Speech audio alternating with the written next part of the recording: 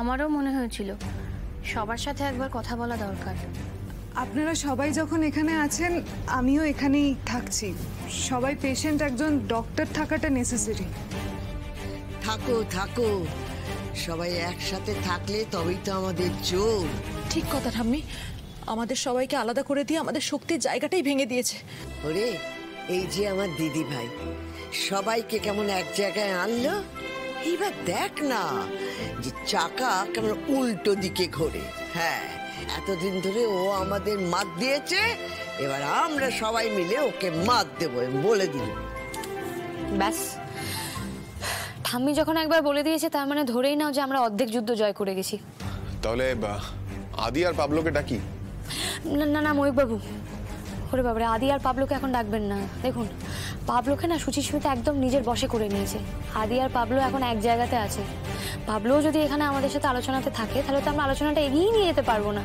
ও তো সবকিছু শুনে সুচিস্মিতাকে বলে দেবে।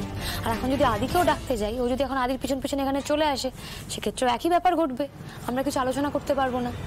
তাই এই মুহূর্তে পাবলোকে বা মানে আদিকেও ডাকাটা ঠিক হবে না। ওরা যেমন যেখানে আছে সেখানেই থাক। আনন্দি, পাবলো কি আর কোনোদিনও সুস্থ হবে না? সবকিছু শুরু তো ওকে দিয়েই বলো। দেখো সুমনাদি, যদি ধরেই নিই যে যা যা ঘটেছে বা যা যা হচ্ছে তার পিছনে একমাত্র সুচিস্মিতাই আছে, তাহলে তো বলতেই হয় যে সবকিছু শুরু ওই পাবলোকে দিয়েই হয়েছে। দেখো, একদম একদম প্রথম দিনের কথা পাবলো আমাদের কি বলেছিল, যে ওকে কেউ ড্রাগ দেবে বলে বাড়ির বাইরে ডেকেছিল, রাইট?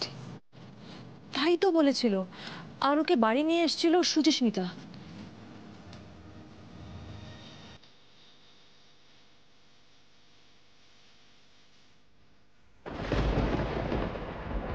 ঠিক, তুমি ঠিকই বলেছো সুমনাদি।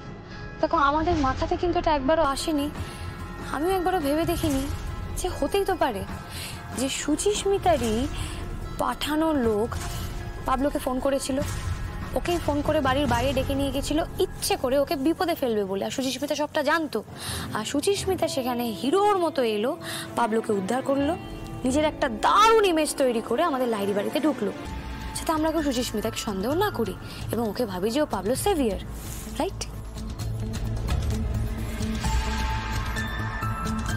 হ্যাঁ, তাই হলো। আর সত্যি কি এতটা মিলে যায়? পাবলো ড্রাগ অ্যাডিক্ট আর সুচিও ড্রাগ অ্যাডিক্ট লোকদের নিয়ে কাজ করে। এতটা মিল কি কাকতালীয় হতে পারে? তুমি ঠিকই বলেছো, মানে এটা সাজানো, কাকতালীয় নয়।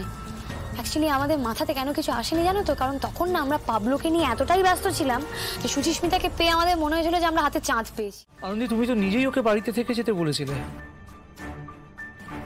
আমরাও তখন আর ক্রস চেক করিনি, লুডো খেলতে বসে গেলাম।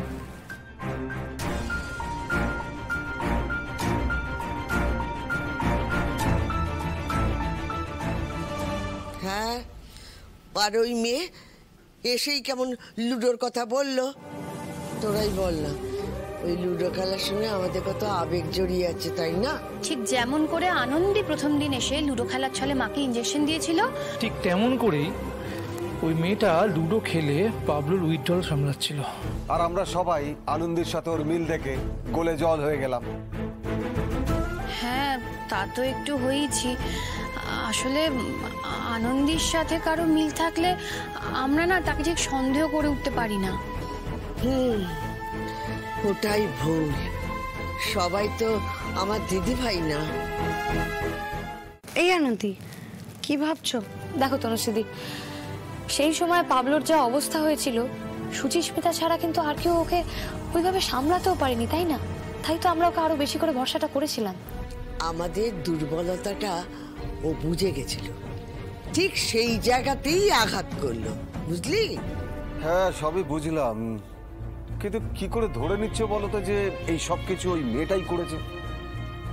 আমার সাথে যা হলো, মানে ওই ট্রেডমিলের পাশ থেকে সুপায়নের ঘড়িটাও তো পাওয়া গেল, আর আমার প্রোটিন পাউডারের মধ্যে সুপায়নের হাড়।